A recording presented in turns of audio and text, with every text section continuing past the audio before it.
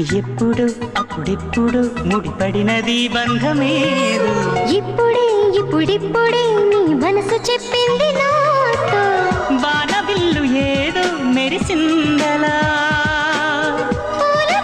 నాపై కురిసిందిలా.